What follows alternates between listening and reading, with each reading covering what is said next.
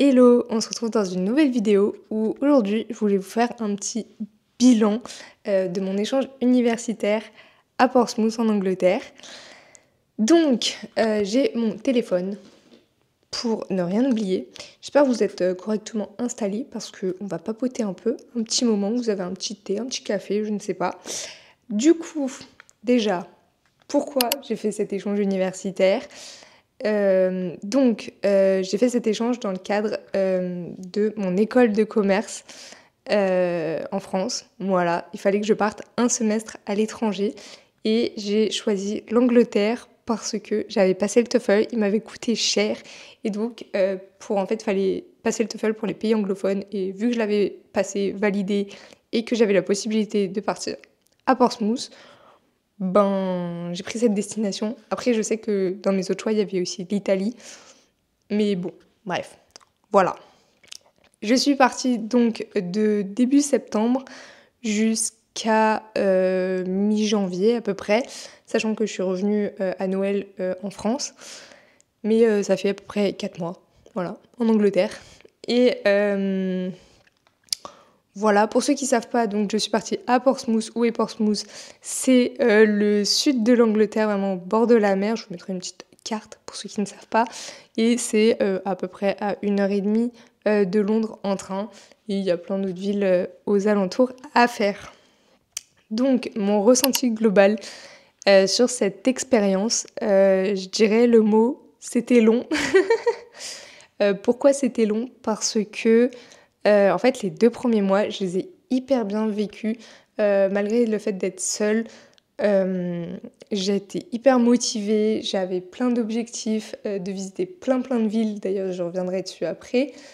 Mais oui, voilà, franchement, je visitais plein de villes seule, je me prenais des petits week-ends à droite à gauche, j'allais à la salle, etc. Franchement, au début, je le vivais super bien, jusque début novembre, où en gros, mon copain est venu me voir pour mon anniversaire. Et pour 5 jours, on est allé à Londres. Et en fait, quand je suis revenue ensuite sur Portsmouth, là, j'ai eu un vrai mental breakdown et je me suis vraiment sentie seule de chez seule. J'allais pas bien. Et en plus, il commence à faire plus froid, nuit beaucoup plus tôt, parce qu'il faisait nuit noire à 16h. Et donc, c'était un peu compliqué. Et à partir de novembre jusqu'à la fin, ça a été beaucoup plus compliqué. Mais sinon, franchement, je suis hyper reconnaissante d'avoir vécu cette expérience. Ça m'a prouvé à moi-même que je pouvais vivre seule à l'étranger. Et ça, c'est plutôt cool parce que j'avais déjà eu des expériences où je vivais seule et ça s'était pas très bien passé, même en France. Donc, au final, c'est pas mal. Sur mes achievements, tout ce que je voulais faire durant cet échange, est-ce que j'ai réussi ? Oui, je pense, parce que j'ai pu visiter plein de villes. Donc ça, c'était vraiment mon objectif, visiter plein de villes en Angleterre. J'ai pu aller sur l'île de Wight, visiter Southampton, Chichester, Brighton, Bath, Londres de nombreuses fois, Portsmouth bien évidemment. Donc non, franchement, j'ai plutôt bien bougé, mais comme je vous ai dit, ça s'est surtout fait les 2 premiers mois. Et après, j'ai un peu plus arrêté de bouger. Après, il y avait plein de villes que j'avais déjà faites en Angleterre, par exemple Oxford, Bristol. Voilà, donc je me suis dit que j'allais pas les refaire, c'était pas l'urgence. Donc voilà. J'avais aussi comme objectif de décorer un maximum mon ordinateur avec plein de stickers, et ça, c'est mission accomplie. Et de ramener plein de pins de un peu partout où j'allais, et ça aussi, c'est mission accomplie. Donc, globalement, j'ai réussi les objectifs que je voulais faire. Et puis, il y avait aussi de bien aller à la salle, me la donner. Ça, c'est fait aussi. Je pense que si vous m'avez suivi sur les autres réseaux, vous avez dû voir que je suis allée à la salle un paquet de fois. Franchement, je t'ai rentabilisé mon abonnement. Et, et voilà, je crois que c'est déjà pas mal. Ensuite, je vais vous parler vite fait des études en Angleterre et pourquoi du coup j'ai été très seule. Donc il faut savoir qu'en Angleterre, on a par semestre que 3 matières et que pour chaque matière, on avait un TD qui dure à peu près 2 heures, donc voilà, et un cours magistral en amphithéâtre. Et ça durait 1 heure, donc ça faisait 3 heures par matière. Donc ce qui vous fait le total de 9 heures de cours dans la semaine, ce qui est très très peu. Et en plus, c'est jamais les mêmes gens dans nos classes. C'est donc très court. Et on n'a pas de travaux de groupe, enfin, j'avais pas de travaux de groupe à faire. Mes devoirs étaient que maison. J'avais pas de partiel sur table à la fin. C'était que des partiels, des dossiers ou des essais, des dissertations à faire nous-mêmes à la maison et à poster ensuite en ligne. Donc c'était beaucoup de travail à la maison et pas l'occasion de rencontrer vraiment des gens parce que c'était toujours des gens différents en classe et lors d'un cours en amphithéâtre ou juste des TD où on fait un exercice, il n'y a pas trop l'occasion de discuter avec de nouvelles personnes. Donc j'ai pas pu faire de rencontres lors des cours et il n'y avait pas trop de choses mises en place pour faire tant de rencontres que ça. Et puis je suis quand même quelqu'un de assez solitaire, donc je pense qu'il y a une petite part de ça aussi. Mais donc ouais, j'ai pas fait trop de rencontres et c'est pour ça que je me suis sentie seule. Et donc pour les études en Angleterre, je pense que ça me correspondait pas. J'ai vraiment pas aimé parce que ouais, c'était vraiment très seul. Moi j'aimais être encadrée. Et là les profs disaient ne pas pouvoir nous aider, ne pas pouvoir regarder nos brouillons sur nos dissertations, etc. Et venant pas de la même culture, c'est pas du tout les mêmes manières de rédiger, etc. Donc c'était assez compliqué. Et donc on m'a toujours dit, regarde sur internet ou utilise ChatGPT. Donc bon, je vous avoue que je me demandais à quoi ça servait d'aller en cours, sachant que les cours étaient hyper concis, il y avait vraiment pas grand chose. Et ça n'aidait pas pour les partiels, donc concrètement, je savais pas pourquoi j'allais en cours. Mais ouais, non, franchement, j'ai pas aimé. Voilà. Peut-être qu'il y en a d'autres qui aiment le système anglais. Moi, j'ai vraiment pas apprécié du tout. Ensuite, Portsmouth, la ville, l'Angleterre, tout ça, qu'est-ce que j'en ai pensé? Donc la ville de Portsmouth est hyper sympa parce que c'est au bord de la mer, etc. Donc j'ai pu aller voir des petits couchers de soleil et tout, me balader au bord de mer. Ça, c'est très très sympathique. Mais il n'y a rien à faire à Portsmouth. Genre vraiment rien à faire.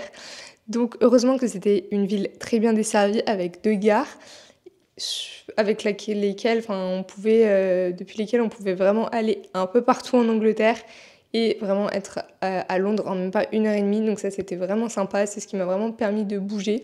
Et aussi il y a pas mal de bateaux, des ferries qui mènent sur les îles anglo-normandes, l'île de Wight et même jusqu'en France, en Espagne. Bref, on a vraiment les moyens de bouger si on veut, donc ça c'est quand même plutôt cool parce que vraiment à Portsmouth sinon on s'ennuie très très vite.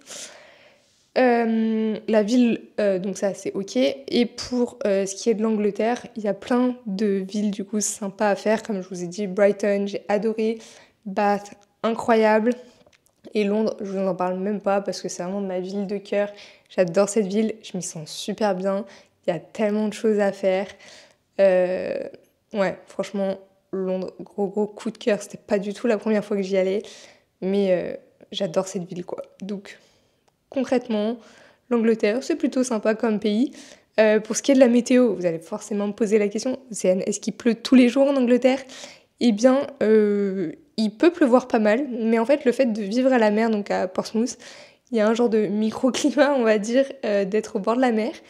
Et ce qui fait qu'il faisait beaucoup moins froid que dans le reste de l'Angleterre et qu'il ne pleuvait quasiment jamais. Je pense qu'il a plu 4-5 jours grand max vraiment de pluie durant mes 4 mois, quoi. Enfin, franchement, il ne neigeait pas, alors qu'il y avait des moments où il y avait vraiment énormément de neige dans toute l'Angleterre, même à Londres, c'était blanc de chez blanc. Nous, on n'a jamais vu la neige. Il a neigé peut-être 1 heure, une seule fois, et vraiment, ça n'a pas tenu au sol, quoi. Donc, non, franchement, Portsmouth, la météo était mieux, même mieux qu'ici, à Paris. Donc ça, c'était quand même plutôt cool. Et voilà, je crois que j'ai fait un peu le tour de tout ce que j'avais à vous dire sur mon échange. Mais du coup, je vais répondre à quelques questions que vous m'avez posées sur Instagram. J'avais mis une petite boîte à questions et j'ai eu des questions. Donc déjà, coucou, que penses-tu des habitants de Portsmouth? Sont-ils bienveillants? Donc je vais répondre sur Portsmouth, mais plus précisément les Anglais en général. Les Anglais sont très gentils, très bienveillants, très souriants, très friendly en fait. Ils sont même des fois peut-être un peu trop familier. Mais en fait, c'est en vrai une façade. Enfin, genre, ils vont toujours sourire, toujours être gentils, toujours vous dire que ça va, alors que pas forcément. Et c'est un peu ce qui est différent de la France niveau culture. Ben, c'est que, ouais, c'est une façade, quoi. Enfin, ils peuvent vous dire que vous êtes très jolie, très gentille, très belle, et derrière votre dos, mal parler sur vous, quoi. Enfin, je dirais que ça existe aussi en France. Mais en France, on dit un peu plus ce qu'on pense et on tire un peu plus souvent la tronche que les Anglais.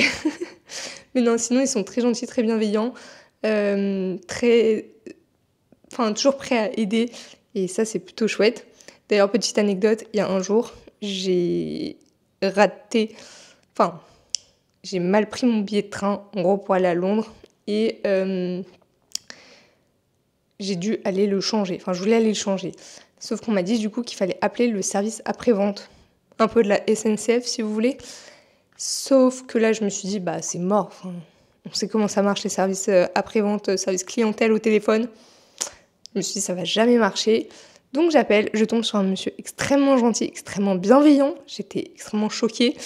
Et ils m'ont remboursé, mais le jour J, vraiment, alors que mon billet n'était de base pas remboursable. Et le monsieur était trop gentil, il m'a dit, je vais faire tout le nécessaire pour vous rembourser parce que vous m'avez prévenu direct, etc.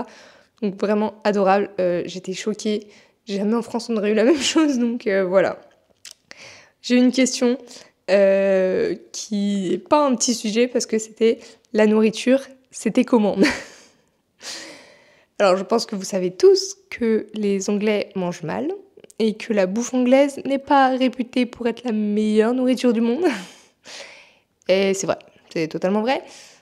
Ils mangent très gras, très malsain. Dans les supermarchés, il faut savoir que c'est hyper dur de trouver de la bonne nourriture, enfin saine. Typiquement, par exemple, si vous allez dans le surgelé, c'est très compliqué de trouver du poulet pas frit, du poisson pas pané ou des légumes pas en sauce ou avec du cheddar. Genre typiquement, le chou-fleur, ils le font quasiment qu'avec du cheddar. Je ne sais pas pourquoi. Genre vraiment, voilà. Et c'est beaucoup de plats tout faits, de conserves avec des trucs en sauce, bref, des colorants, des additifs un peu partout.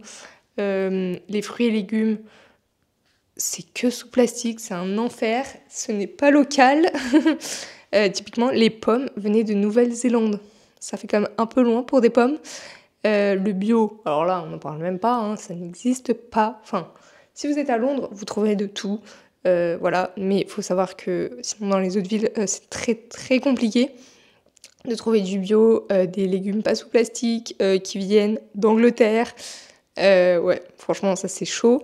Et niveau viande, c'est la cata parce que bah, c'est comme aux États-Unis, quoi. Donc la viande bio nourrie avec des bons aliments, ça c'est pas possible. C'est bourré d'OGM, bourré de produits toxiques, d'élevage intensif, etc. Donc c'est un petit peu compliqué.